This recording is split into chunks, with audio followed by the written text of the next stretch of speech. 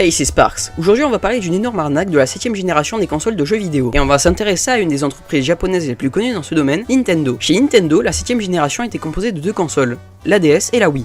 Je pense qu'on a déjà bien parlé de la DS pour l'instant, alors parlons de la Wii. Chaque nouvelle génération met très souvent en place un nouveau système ou un nouveau concept innovant dans le but d'attirer des joueurs. C'était bien le cas de la Wii. Celle-ci proposait des manettes sans fil, ce qui était totalement révolutionnaire, même si elles fonctionnaient à pile, ce qui était ni écologique ni économique. Ce qui sauvait le concept, c'était les piles rechargeables, qui pouvaient remédier à ce problème, même si aujourd'hui plus personne n'utilise des piles, à part Microsoft. Après, avec 100 millions de ventes, il est clair que les piles ne gênaient pas grand monde. Beaucoup d'exclusivité et des jeux excellents. Mais aujourd'hui, on ne va pas parler de ces jeux-là. Certains jeux de cette console permettaient de se rapprocher de ses amis ou de sa famille en jouant à plusieurs. Ou bien de jouer à des jeux se rapprochant des activités qu'on peut retrouver dans la vraie vie, notamment avec les jeux étiquetés Wii, comme Wii Sport, le jeu le plus vendu de la Wii, Wii Play, Wii Music, Wii Échec, Wii Fit, et beaucoup d'autres sur la Wii U, souvent des reprises. Et c'est là qu'on retrouve un gros problème. Déjà, faire des reprises sur la Wii U, c'est pas terrible. On a l'exemple de Wii Party U, ou même Wii Fit U. Mais le problème est même pas là. Nintendo a fait des reprises sur la Wii, des remakes sur la même console. C'est ainsi qu'on retrouve Wii Sport Resort, dispo sur la Wii, comme Wii Sport. C'est comme si d'un jour à l'autre, Nintendo décidait de sortir New Horizon Plus, et sur la Switch. Vous voyez le problème. Et il y a d'autres exemples. Wii Fit avec Wii Fit Plus, ce jeu aura été fait 3 fois, et Wii Play avec Wii Play Motion. Et ça, c'est pour moi le plus gros scandale.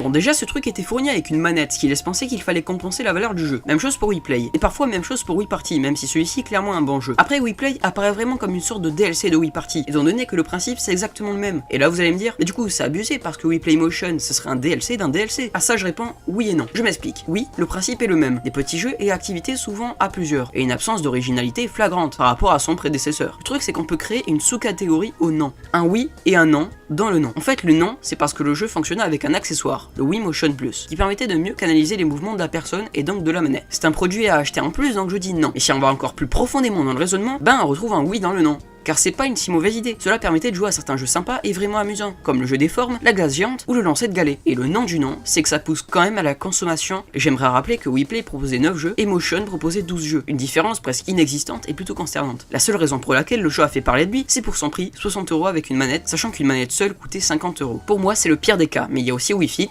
et Wii Fit Plus. Et dans ce cas, c'est clairement le contraire de Wii Play. Le problème vient du premier jeu, étant donné que Wii Fit devenait intéressant avec la balance board, malgré qu'il n'était pas inclus avec le jeu. Il était inclus avec Wii Fit Plus. Il y a aussi Wii Sport Resort qui y a ajouté 10 jeux. Est-ce que ça valait la peine d'en faire un tout autre jeu et de ne pas passer plus de temps à faire de développement pour un jeu bien complet? Je ne sais pas, on se le demande. Et ce que je viens de dire marche très bien pour les jeux Wii Play, car le premier se termine en moins d'1 heure. Je vous fais la traduction, un jeu totalement bâclé. Wii Music est un cirque, un véritable chaos. Bon, le jeu devait coûter genre 10€ à sa sortie, ou un prix aux alentours. Pour Wii Échec, tout est dans le nom. Et 30€ alors qu'on peut trouver des plateaux d'échecs à 15€ en physique, c'est un petit peu abusé. Et vous allez me dire, oui mais on pouvait jouer en ligne. De 1, il n'y a plus de perso dans les serveurs. Et de 2, il existe des sites pour ça. Par exemple là je joue en ligne sur mon PC. On va mettre à part la Wii U car on retrouve à peu près les mêmes problèmes liés à l'utilité et l'originalité des jeux. Mais j'ai envie de parler de la Switch, avec One to Switch. Vous savez le jeu de lancement de la console qui a complètement bidé? C'est juste nul. Là où Wii Play arrivait à amuser le joueur, malgré le nombre de mini-jeux, il était parfois intéressant et allait loin dans le concept. Le véritable problème de One to Switch, c'est la simplicité. Votre objectif c'est de faire des mouvements et de faire semblant d'effectuer des actions de la vraie vie, comme se raser. C'est ennuyeux, on ne s'amuse pas, et pour 50€, c'est une véritable honte. La conclusion de tout ce scandale, c'est que Nintendo adore créer des jeux, qu'ils soient utiles ou non, et cela encore et encore. Parfois je me dis, mais Nintendo déteste ses fans ou sa commu ou quoi? Et je vais garder cette thèse pour une autre vidéo entièrement basée sur le cas de Nintendo. Merci d'avoir regardé cette vidéo, c'était super dur de me retrouver dans mes recherches, mais je crois avoir réussi à tout classifier. Si vous avez aimé cette vidéo, abonnez-vous, likez, commentez, et surtout partagez, car c'est vraiment ce qui m'aiderait le plus. C'était Sparks, et je vous dis bye.